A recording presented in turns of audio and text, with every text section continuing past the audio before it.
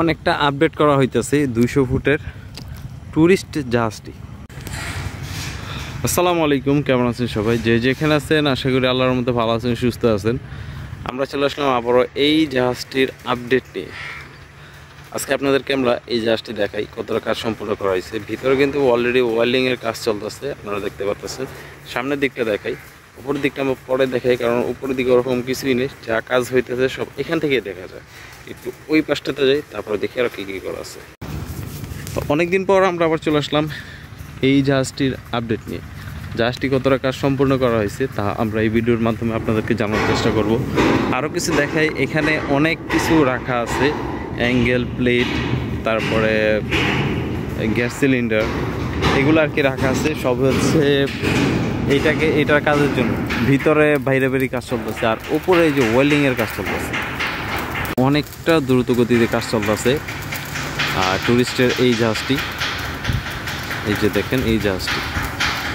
তো আমরা সামনে যাই, সামনের দিকটা দেখে আপনাদেরকে কতটা কাজ সম্পূর্ণ করা হয়েছে।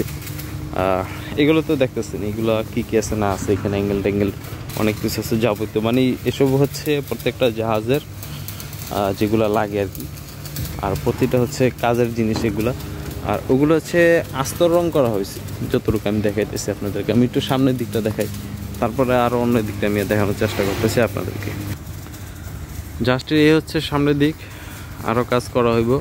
ভিতরে আরও কাজ চলতেছে, আর ভিতরে ওয়েল্ডিংয়ে কাজ চলতেছে, এই জন্য আমি যাইনি। আমরা একটু নিচের দিকটা দেখি, আর ওই পাশে দেখায় আরও কতটা কাজ সম্পন্ন করা হয়েছে। ভিডিওটা আসলে ওরকম বড় করার ইচ্ছা নেই, আর বড় করব না। যতটুকু পারি কম সময়ের মধ্যে দেখানোর চেষ্টা করব আপনাদেরকে।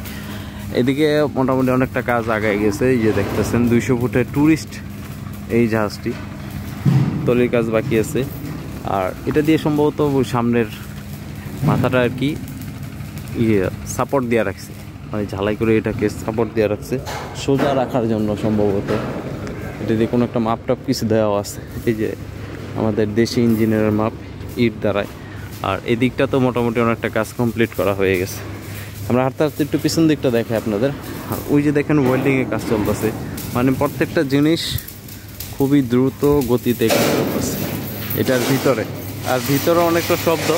আরও কাজটা সম্পূর্ণ করা হোক, আমি আপনাদেরকে এটা রিভিউ দেওয়ার চেষ্টা করব, ফুল রিভিউ। আমার মনে হয় এটা 2 তলা হইব, যতটুকু বুঝতে পারতেছি, যতটুকু দেখতেছি এটা 2 তলা একটি ট্যুরিস্টের জাহাজ হইব, যেহেতু উপরে অ্যাঙ্গেলে টানানো হয়েছে এর জন্য।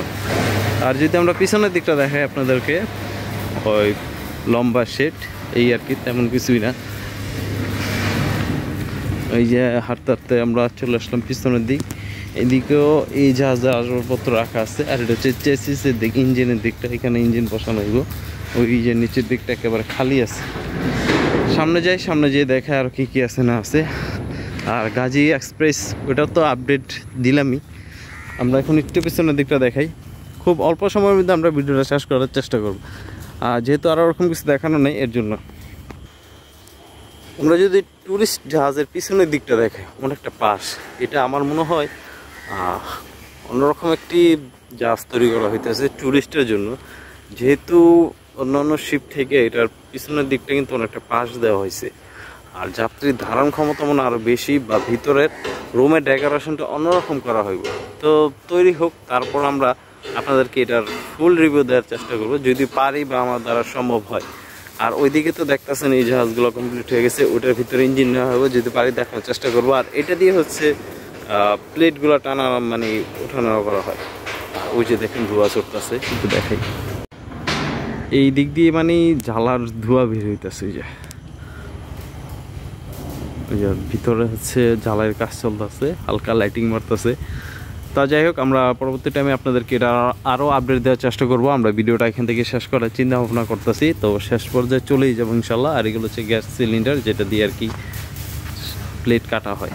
আর রয়েছে ওয়েল্ডিংয়ের মেশিন বা ঝালাই মেশিন বলা হয়। এইদিকে হচ্ছে জ্বালার কাজ চলতেছে। একটা ট্যুরিস্ট জাহাজের আপডেট দিলাম আপনাদেরকে।